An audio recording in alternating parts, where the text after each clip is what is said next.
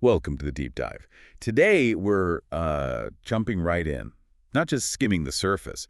We're looking at intentional living, Mm-hmm. crafting a life that's really centered on purpose. Exactly. And we're going to explore this, maybe surprisingly, through the book of Genesis, the King James Version Oh, specifically. our listener wanted something quick but thorough, and, well, Genesis offers quite a bit on this theme if you know where to look. It really does. You might think, okay, creation, the flood, big stories. Yeah, the epics. But look closely at the genealogies, the stories of individuals, the promises God makes, human actions.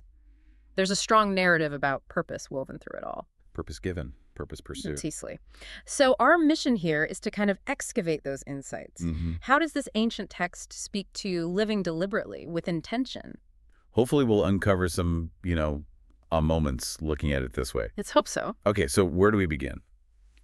Right at the start, I suppose. We won't detail the whole creation account. No, not day by day. But that foundational idea is key, isn't it?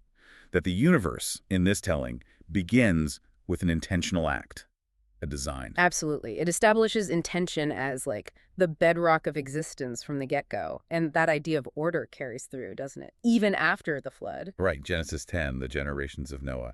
It talks about how people spread out. And it's specific. It wasn't just random wandering. No, it says after his tongue, after their families and their nations. It's very structured. That detail matters. It suggests an inherent order, a kind of deliberate diversification across the earth. Not chaos, but structure based on language, family, nation. It points to some kind of initial framework for humanity. Yeah, a purposeful organization. And then, sticking with Genesis 10, we meet Nimrod, Ah, Nimrod. described as a mighty one in the earth, a mighty hunter before the Lord. And we get details about his kingdom starting. Babel, Uruk, Akkad. Calneh and Shinar, then later Nineveh and other cities, it feels like. Well, the rise of human ambition. Yep. Building civilizations. Exactly. It's maybe the first real glimpse of human intentionality on that scale. Building, ruling, expanding. It's grounded, too, with those specific place names. He's actively shaping his world. Pursuing a goal, like power or dominion. Definitely. Okay, so from Nimrod, the focus shifts in chapter 11 to the lineage of Shem. Right. Another genealogy. Lots of names. Arpachshad, Shelah, Eber, Peleg, Ru, Serug, down to Terah, Abram's father. And those ages are always mentioned, aren't they? Sarug lived 207 years, fathered Nahor at 30. Things like that. It can seem a bit dry, just lists of names and numbers. Why focus on that? Well, if you step back, these lists are crucial. They're the connective tissue. They show the flow of history generation after generation. Okay. It underlines this idea of continuity, a lineage progressing. It might not scream purpose on the surface, but it's showing history unfolding, leading somewhere specific, like towards Abram. It implies a kind of plan unfolding over a long time, patiently. Yeah, exactly. A persistent purpose working through generations. Which brings us, naturally, to Abram. Genesis 12. This feels like a huge turning point for intentionality. Absolutely pivotal. God's call, "Get thee out of thy country and from thy kindred, unto a land that I will show thee." Such a direct command. And the promises attached are immense. Make you a great nation, bless you, make your name great. And in thee shall all families of the earth be blessed. It's a massive, divinely initiated purpose for one person. So Abram gets this incredibly clear calling. Does Genesis suggest everyone gets something that direct? Or is his case special? That's a great question.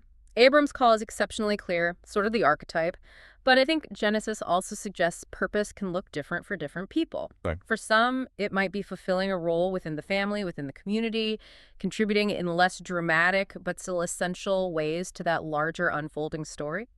Abram's is foundational, though. It sets the stage. And his response? Immediate action. He's 75, but he goes. Right. Verses 4 and 5 detail it. He takes Sarai, Lot, his possessions, the people he'd gathered. He just leaves Haran. That act of leading is the intention put into practice, isn't it? It really is. No hesitation recorded.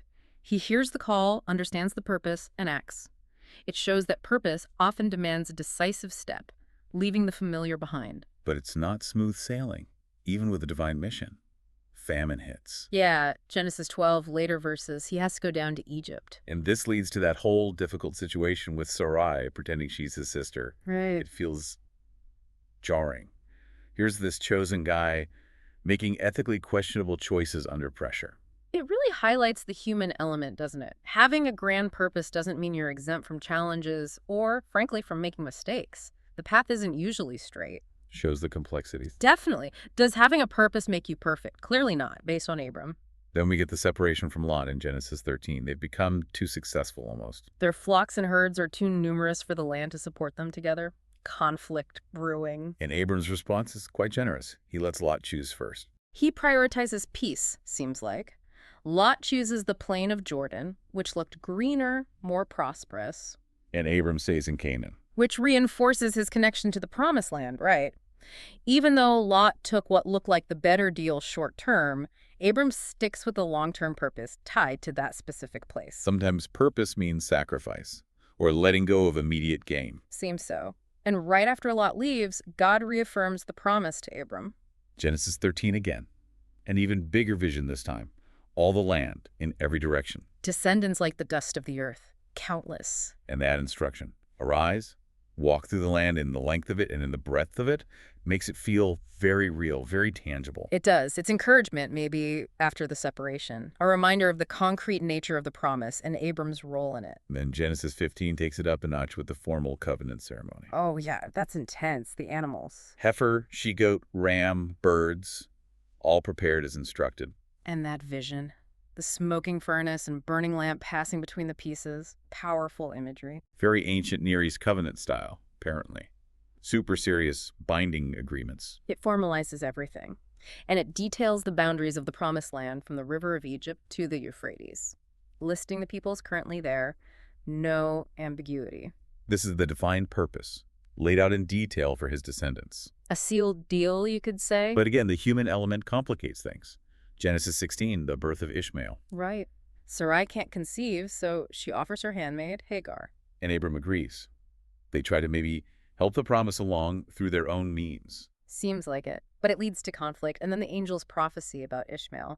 A wild man, his hand will be against every man. It shows how human actions, even well-intentioned perhaps, can create difficult side currents within that larger purpose, lasting consequences. Definitely. Trying to force the issue outside of the divine timing or method leads to complications. Then Genesis 17, another major step, the covenant of circumcision. A very physical sign of belonging to this covenant. For Abraham, his name is changed now, and all males in his household, Ishmael included. It's an act of obedience, a tangible commitment.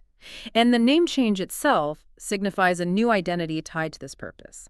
Abraham, father of many nations. It's an intentional alignment, body and name, with the divine plan. Well put. And then the promise of Isaac's birth, Genesis 18. The visit of the three men. And Sarah laughing in disbelief. Understandable given her age, but it underlines that this divine plan operates on its own schedule, often defying what seems humanly possible. It's a test of faith, isn't it? Believing the promise even when it seems impossible. Sarah's reaction highlights our own tendency to doubt. The Sodom and Gomorrah story in Genesis 19. It feels like a side story, but maybe it serves as a contrast. I think so. It shows the consequences of, well, living without purpose or maybe living contrary to divine principles. Destruction follows. Whereas Abraham is shown interceding with God, trying to save the city. Right. It's a stark contrast. The story acts almost like a cautionary tale while also showing Abraham's standing and sense of responsibility. Then Abraham messes up again. Genesis 20 and 21 with Abimelech. Same deception about Sarah being his sister. It's almost unbelievable he does it again. Shows that deep-seated fear, maybe, but God intervenes. Yes, God protects the promise, protects Sarah, and Isaac is born right on schedule according to the promise. So the purpose moves forward, despite the flaws of the person carrying it. It seems the divine purpose is more resilient than human fallibility. God keeps the plan on track. Which leads us to Genesis 22, the sacrifice of Isaac. Probably the most challenging story in the book for many people. Absolutely. The command is just staggering. Offer your promised son as a bright offering. Yet Abraham obeys.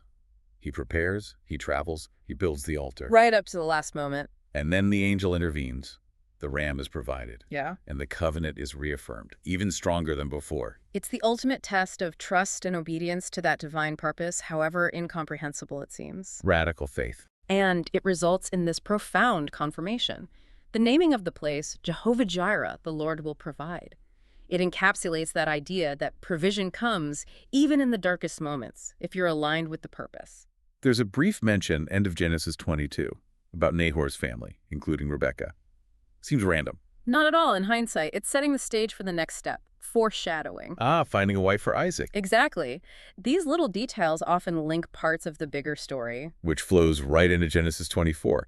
Abraham being very intentional about Isaac's wife. Very intentional. He makes his servants swear an oath. Not a Canaanite woman. Must be from his own kindred back in Mesopotamia. And the servant's journey is described in such detail, his prayer at the well, the specific sign he asks for. And then Rebecca appears, fulfilling the sign perfectly. It feels very guided. It highlights the importance of deliberate action, even prayerful action, in matters that support the main purpose. It wasn't left to chance. There was intention and seemingly divine guidance. So the purpose continues through Isaac. Genesis 25:26. His life unfolds, marrying Rebecca. The twins, Esau and Jacob, that whole struggle. The birthright sold for stew.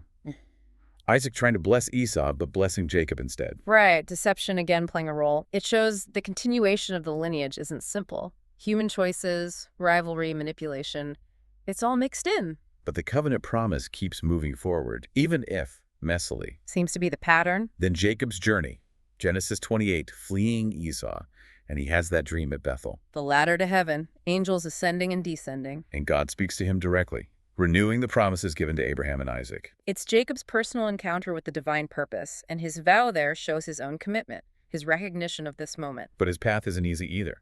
His time with Laban, Genesis 29-31. Decades of hard work, being tricked. Marrying Leah, then Rachel. Constant disputes over wages, sheep, goats. Deception on both sides, really. Rachel stealing Laban's household gods. Yet, through all that struggle and conflict, his family grows massively. 12 sons, a daughter, fulfilling that promise of descendants. The purpose unfolds even amidst hardship and human scheming. Then Genesis 32, the wrestling match. At Peniel, wrestling all night with, well, it says a man, but it seems divine. Until daybreak. And his name is changed. From Jacob the supplanter to Israel, he strives with God. A hugely significant moment. A transformation. It marks a deeper grappling with his destiny, his purpose. And embracing it in a new way. I think so. We have to skip some details. But he reconciles with Esau, faces tragedy with Dinah, but eventually God tells him, Genesis 35, go back to Bethel. Right. Purify the household, get rid of foreign gods. And his name, Israel, is reaffirmed there. It's about establishing his family, the chosen lineage, back in the promised land, centered on God. It's an ongoing journey of living out that purpose, returning to key places, reaffirming commitment. Then Genesis 37 kicks off the Joseph story, another huge chunk of the book. And a classic example of purpose unfolding in unexpected ways. His dreams suggesting leadership. His brother's jealousy and betrayal, sold into slavery. Ends up in Egypt, rises through incredible adversity, false accusations, prison. To eventually become second in command of all Egypt, just in time for the famine. And the reunion with his brothers, the family saved because he was there. And Joseph explicitly recognizes it, doesn't he? Genesis 45, he tells his brothers, basically, you meant it for evil, but God meant it for good, to save many people. He sees the bigger picture, the divine purpose working through even the worst points of his life. It's a powerful illustration of trusting that larger plan. As Jacob is dying, Genesis 49, he blesses his sons. And these aren't just wishes, they're prophetic, right? Yeah. Outlining the destinies, the characteristics, the roles of the future tribes of Israel. Yeah, like Judah's line gets the leadership, the scepter. Dan is like a serpent, by the way. Yeah. Specific roles within the overall purpose. It's a final articulation of how this covenant purpose will branch out through his descendants. And the book ends, Genesis 50, with Jacob's death and his insistence on being buried back in Canaan in the cave Abraham bought. Fulfilling that request is crucial. It ties everything back to the promised land, the physical anchor of the covenant. It signals continuity, the end of the patriarchs, but the beginning of Israel's story as a people. So wrapping this deep dive up, Yeah. looking back across Genesis through this lens of intentionality, what really stands out? For me, it's just how consistent that thread is.